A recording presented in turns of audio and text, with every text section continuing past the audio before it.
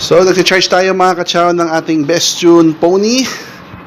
Yan, kakasaksak lang natin dito sa ating AC charger. Nagsimula tayo ng 30%. Yan.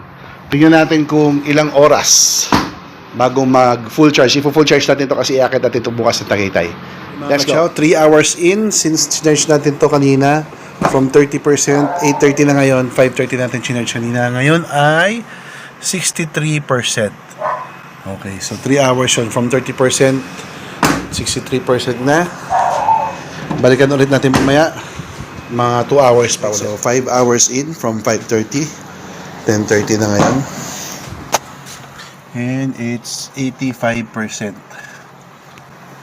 So feeling ko mga isang oras pa.